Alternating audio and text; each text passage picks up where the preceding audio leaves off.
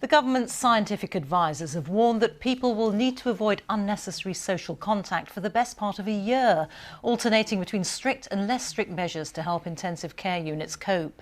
It's in marked contrast to the Prime Minister's assessment yesterday that the UK could turn the tide of the disease in 12 weeks. Here's our medical correspondent, Fergus Walsh. Intensive care units are overwhelmed in Italy. There have been more than 600 deaths there in the past 24 hours alone. The only way to avoid that here, say government scientists, is to keep our strict social distancing controls in place for at least 6 of the next 12 months. That includes school closures, household isolation, and stopping all unnecessary social contact. The scientists are trying to prevent one huge peak of cases of COVID-19, which would overwhelm NHS intensive care units. Instead, there'd be a series of smaller peaks spread out throughout a year. To achieve this, they would suppress and then release the virus by turning the social distancing measures on and off like a tap to control the flow of patients into intensive care. They predict a 2 to 3 week delay between measures being put into place and their impact being felt in intensive care.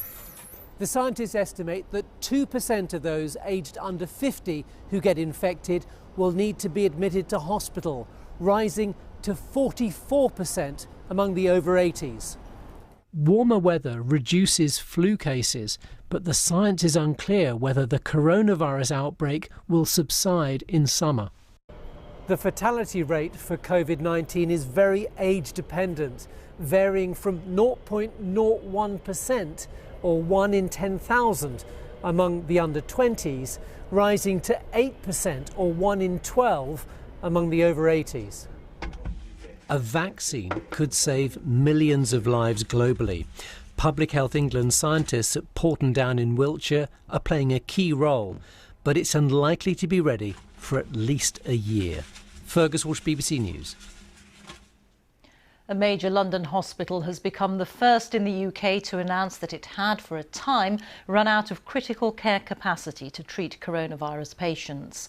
Northwick Park Hospital declared a critical incident for 24 hours and contacted neighbouring hospitals about transferring patients. It comes as more than 65,000 former nurses and doctors in England, Wales and Scotland are being contacted about returning to work to help deal with coronavirus. Here's our health editor, Hugh Pym. The critical incident was declared at Northwick Park Hospital late yesterday. Patients were diverted to other local hospitals. The reason given was increasing numbers of patients with coronavirus. In a message to staff, the trust which runs Northwick Park said, "This means that we currently do not have enough space for patients requiring critical care." The incident alert was stood down this afternoon, but it highlights the strain across the NHS in London, as one doctor at another hospital explained. I guess if things get really bad, then there's the worry that intensive care beds will get completely full and further patients won't be able to be admitted or will have to make horrible decisions about who gets an intensive care bed and who doesn't, even though in normal circumstances we want to give them to everyone. And those can be really harrowing times.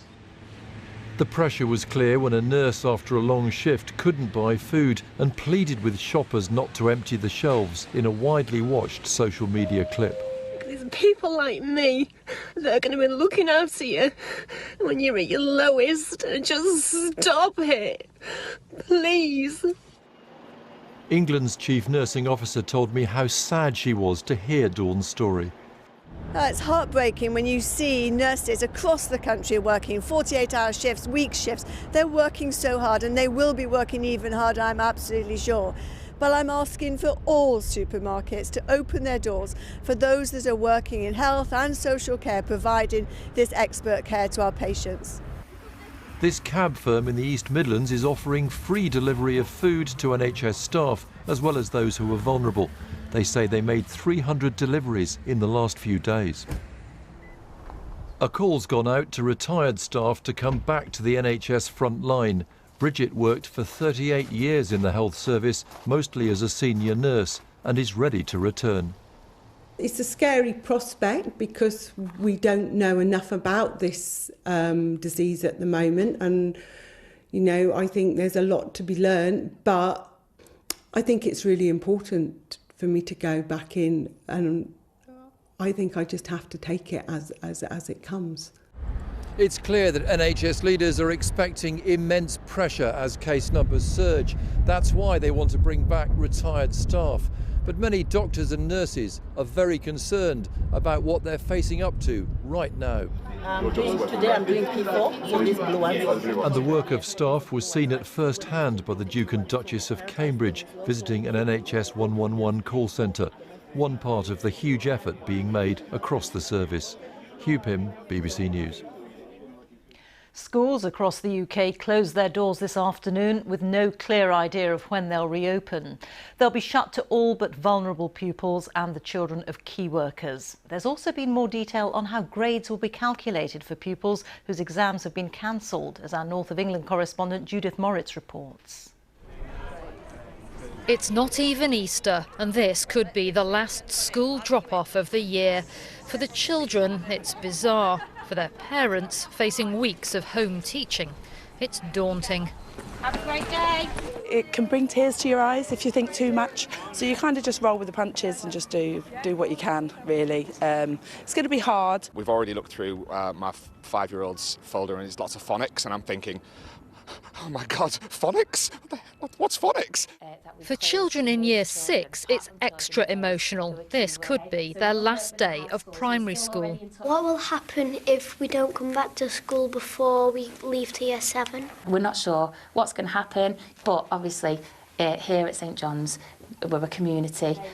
Some children will now learn at home. Others whose parents are key workers like nurses or police officers will still go to school.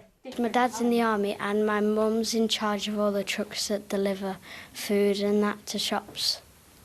So you're going to come to school, you think?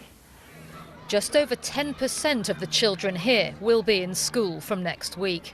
We are providing a childcare service to make sure that our children are safe while their parents go about their really, really important and critical work to help the nation. And they'll be doing activities that look a little bit like school, but mainly it'll be things like board games, making sure that they're doing some of the work that they're set by their teachers. School playgrounds will be a lot quieter and pupils at home will face restrictions. Though the advice is to allow children to play outside, even go to the park for a kickabout, the instruction is also to stop them from playing too close to other people and to prevent them from crowding together with lots of friends for long periods. For students in exam years, like these sixth formers in Bolton, there was news today that their grades will be awarded based on data including mock exams and teacher assessment. It's not as big of a deal when you're doing your mocks as like the real things, and that, I think that's just like everyone thinks that way. So I think it's just the uncertainty of what's going to happen. These Year 11s should have their leavers assembly in July, but their teachers brought it forwards, a small chance to celebrate amongst so much upheaval.